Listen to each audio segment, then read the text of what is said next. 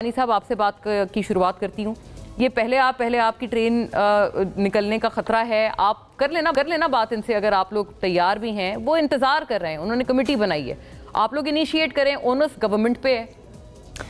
बिस्मिल्लाहिर्रहमानिर्रहीम। मोना साहिबा बहुत शुक्रिया जी अपने शो में दावत देने का। देखिए सबसे पहले तो ना आपने सारा इंट्रो में जो सारा हवाला दिया ना इसकी डेवलपमेंट्स का पिछले महीनों में, इसमें एक चीज़ रह गई जो कि गुज़िश्ता रोज़ CM-KP के बयानात हैं। गोली चलाने वाले नहीं, उन्होंने कहा जी हम मुसल्लह होके अब आएंगे, फिर देखते हैं कौन भागेगा।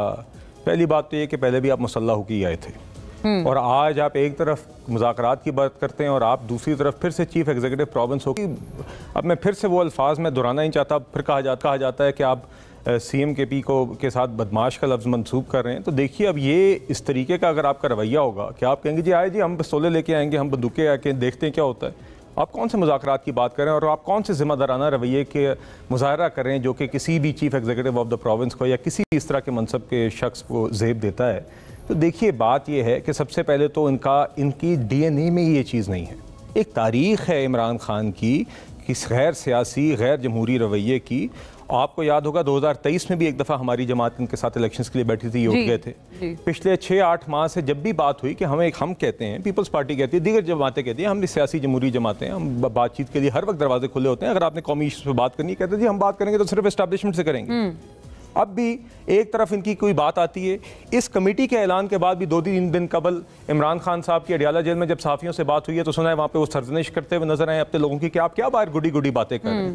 तो ज़हनी तौर पे इमरान खान साहब का रवैया वही है जो अली अमीन गंडापुर साहब ने कल जुबान इस्तेमाल की और जो उन्होंने संजानी के जलसे पे भी की थी, जहाँ पे उन्होंने आइन को गालियाँ निकाली, ख़वातीन को निकाली, सहाफ़ियों को निकाली, अफवाज पाकिस्तान को निकाली।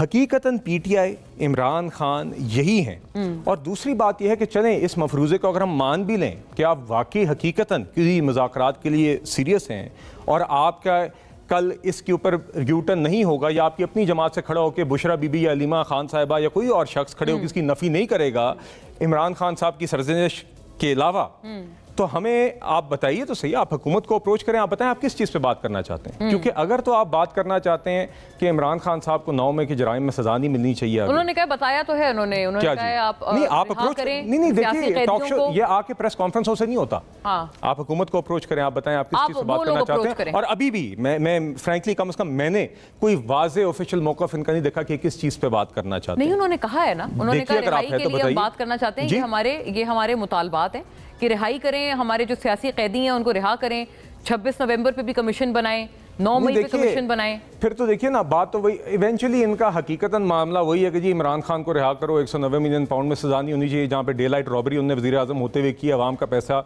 चोरी किया, और दूसरा 9 मई के जराइम में ना हो।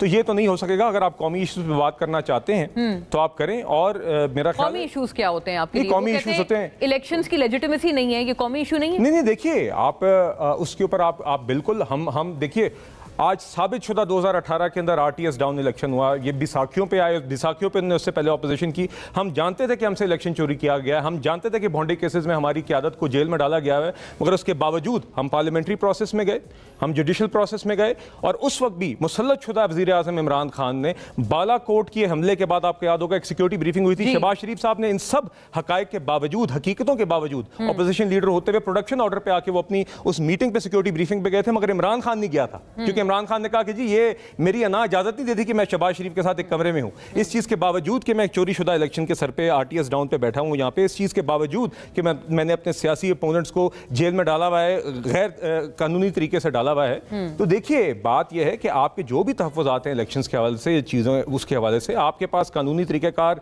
मौजूद हैं, मगर ये नहीं हो सकता। और मैं आपको एक और बात बता दूं, ये जो आज बात हो रही है ना जी मुज़ाकरात की, ये हकीकतन यही है कि जब सारी ज़ोर ज़बरदस्ती फेल हो गई है, जब कफन बांध कर आके गरीब लोगों के बच्चों को उकसा के आगे करके खुद गाड़ी में बैठ के भाग जाने वाले लोग, जब सारी जोर ज़बरदस्ती बार बार आपके हर तीसरे हफ्ते वाला हमला फेल हो गया, तो अब ये पाँव पड़ने वाली बात है। और यही इनका वतीरा रहा है।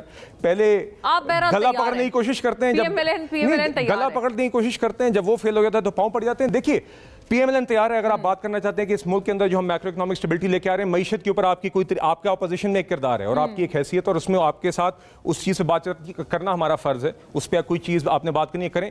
खैबर पख्तूनख्वा में जो लॉ एंड ऑर्डर की एक सिचुएशन है, मुल्क के अंदर जो एक दहशत गर्दी का एक चैलेंज है, उसके ऊपर आप बातचीत करना चाहते हैं as the opposition party and as TP government. नहीं, आप कौमी इश्यूज़ के ऊपर बात करना चाहते हैं, आप आए। हम